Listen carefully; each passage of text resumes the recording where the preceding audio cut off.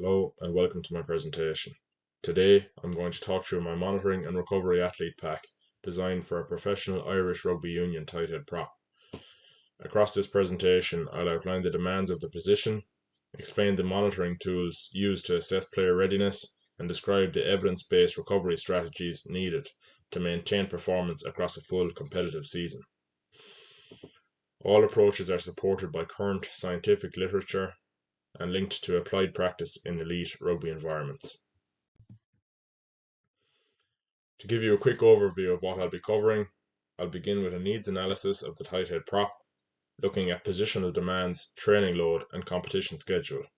From there, I'll move into the monitoring section, where I'll discuss internal and external load measurements and how they work together. Then I'll outline the recovery strategies that are essential for maintaining performance over a full rugby season. Throughout, I will reference scientific literature such as Taylor and colleagues' Applied Monitoring Framework from 2021 and Halson's work on recovery from 2019 to support each component of the athlete pack. The tight head prop has one of the most physically demanding roles in rugby union. Their primary responsibility is to stabilise the scrum, acting as an anchor on the right-hand side. Pertoni and colleagues in 2016 showed that scrummaging forces can exceed 16 to 20 kilonewtons, placing extreme stress on the neck, shoulders, spine and lower limbs. Beyond scrums, these players are heavily involved in collisions. Cross et al. In 2019 highlighted that front row players experience some of the highest collision counts on the pitch.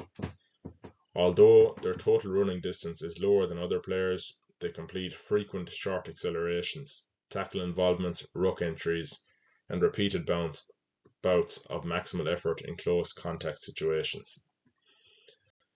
This combination of heavy mechanical load and anaerobic effort makes the tight head prop a unique athlete with specific monitoring and recovery needs. Rugby union as a sport is a high-intensity intermittent game, with players constantly switching between explosive efforts and brief recovery periods. Reardon, Tobin and Delahunt in 2020 emphasised this repeated high-intensity nature. The sport demands both anaerobic capabilities for sprinting, tackling and scrummaging, and aerobic capacity, which supports repeated efforts across an 80-minute match, as shown in Cunniff et al. 2018 research. For forwards, particularly front row players, the mechanical load is significant. Quarry and colleagues in 2017 estimated that elite forwards engage in 20 to 30 scrums, 40 to 50 rucks, and 10 to 20 tackles per match. These repeated collisions create muscle damage and structural fatigue, making ongoing monitoring and structured recovery essential to protect performance and reduce injury risk. A professional Irish tight head prop typically takes part in both the United Rugby Championship and the European Champions Cup, and may also be involved in international fixtures. Kelly et al. In 2021 reported that this can amount to 25 to 30 matches across a single season, which is a substantial time spent under physical stress.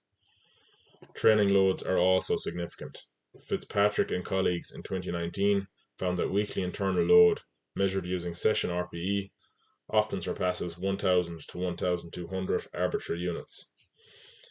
And from GPS data, as shown by Cross et al., we know that props usually cover around 4 to 6 kilometers during a match. Not overly high in distance, but very high in collision frequency and accelerative demands. The combination of match demands, training volume, travel, and psychological pressure makes systematic monitoring and recovery crucial. So why do we monitor rugby players, and particularly tight head props? Firstly, monitoring helps us understand how the athlete is responding to training loads. Taylor, Chapman and Cronin's 2021 framework emphasises the importance of tracking fluctuating physical stress across the season. Secondly, monitoring helps identify signs of fatigue. Thorpe et al. In 2017 demonstrated that both internal and external measures can indicate elevated fatigue levels before performance declines are visible. Finally, monitoring reduces injury risk. Gabbett's research from 2020 shows that sudden spikes in workload dramatically increase the likelihood of injury. By tracking load consistently, practitioners can modify training before problems arise. One of the simplest and most widely used internal load measures is session RPE. It involves the athlete giving a rating of perceived exertion, which is then multiplied by the duration of the session. This method was originally described by Foster et al. In 2001 and has since been validated across team sports. Impellizzeri in 2019 had a review that confirms session RPE correlates well with physiological markers of internal stress. For tight head props who experience significant impacts that may not be fully represented by GPS metrics alone, session RPE is particularly important. It captures the subjective difficulty of scrummaging, tackling, collisions, and psychological stress, elements that are sometimes invisible in purely objective data. Thorpe and colleagues in 2017 highlighted that subjective measures like session RPE are essential for identifying early signs of fatigue. Heart rate variability, or HRV, is another key measure of internal physiological stress. Buchheit in 2018 explained that HRV reflects the balance of the autonomic nervous system, with lower HRV indicating higher levels of fatigue or stress. Flatt et al. In 2020 showed HRV to be effective in detecting fatigue in elite rugby union players, especially during congested fixture periods. Alongside HRV, daily wellness questionnaires are extremely valuable. Athletes rate their sleep quality, muscle soreness, mood, stress, and fatigue. Saw, Main, and Gaston in 2016 found that the wellness metrics can be more sensitive to changes in training load than some objective measures. For tight head props who face heavy collision loads that lead to soreness and joint stiffness, wellness measures can highlight when they are struggling to recover, even before physical tests show a decline. External load monitoring focuses on what the athlete actually does during training and matches. GPS technology, as summarized by Cummins and colleagues in 2018, provides detailed data on distance covered, speed zones, and acceleration patterns. Importantly for forwards, most modern systems also capture collision counts through a built-in accelerometer. Weaving et al. In 2019 showed that collision frequency and intensity can be accurately measured, which is crucial for positions like tight head prop that experience repetitive impacts. Tracking collision loads helps practitioners adjust training to avoid excessive contact and to tailor recovery strategies more effectively. Gabbett's work in 2020 showed that managing collision load is a major factor in injury prevention. Another important component of external load monitoring is neuromuscular testing. The counter movement jump, or CMJ, is widely used due to its sensitivity to fatigue. Cormack et al. In 2018 showed that small reductions in jump height or takeoff force can indicate neuromuscular fatigue. The isometric mid-thigh pull provides further insight into maximal force production. Regular assessments of these metrics, maybe 1 to 2 times per week, can help identify when a tight head prop is under-recovered from scrummaging and collision demands. These tests allow practitioners to adjust training load in real time based on neuromuscular readiness.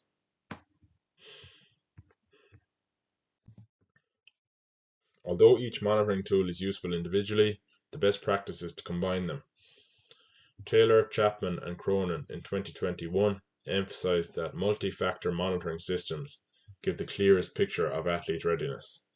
For example, if an athlete has lowered HRV, high soreness, reduced CMJ height, and elevated session RPE scores, this combination strongly suggests that they are accumulating fatigue.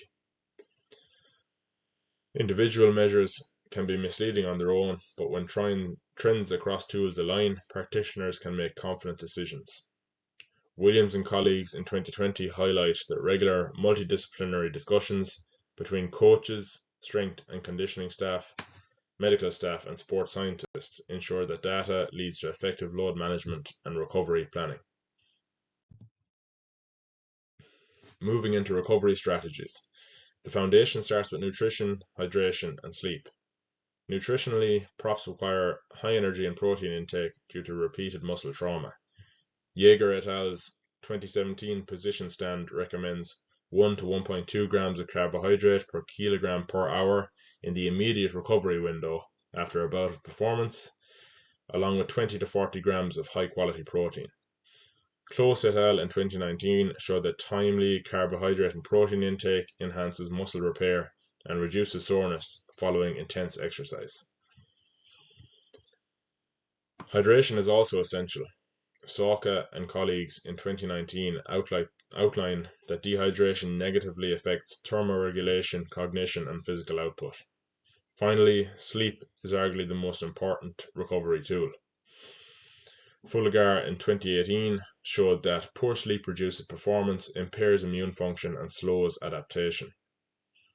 For professional players with late matches and early gym sessions, along with travel demands, monitoring sleep and supporting good sleep habits is essential. Cold water immersion is one of the most commonly used recovery modalities in rugby. Horner et al.'s 2018 meta-analysis found that immersion at around 10 to 15 degrees for 10 to 15 minutes reduces muscle soreness and markers of inflammation. While performance benefits are mixed, cold water immersion is particularly useful during congested fixture periods where players must feel ready quickly. Compression garments are another helpful strategy. Hill et al. In 2017 found they help reduce swelling and improve venous return. Active recovery, such as low-intensity cycling or mobility work, improves lactate clearance, especially when paired with compression. Dupuy et al. In 2018 supported this combined approach.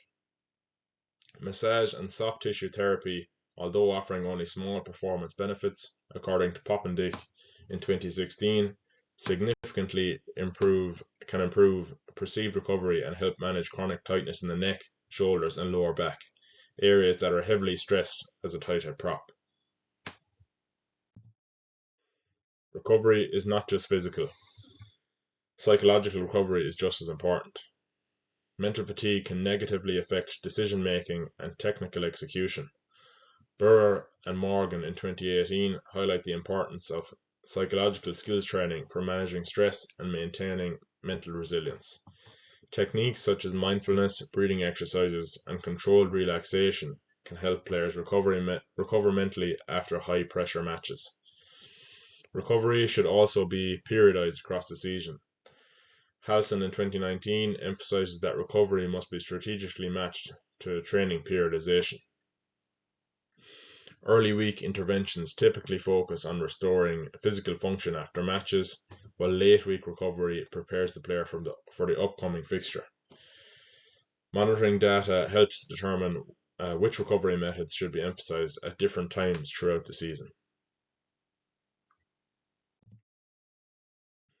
To summarize, the tight head prop position places extremely high physical and mechanical demands on the athlete due to repeated scrummaging, collisions, and short, explosive efforts. Monitoring is essential to understand how the athlete is coping with these demands, and combining internal and external load measures gives the most accurate picture of fatigue and readiness. Recovery strategies should focus first on nutrition, hydration, and sleep as a foundation, and then be supported with methods such as cold water immersion, compression, soft tissue therapy, and psychological recovery tools. When monitoring informs recovery in a structured, periodized way, player performance, health, and long-term development are optimized across a demanding season. These are the references that I've used throughout my presentation and my athlete pack. Thank you for listening.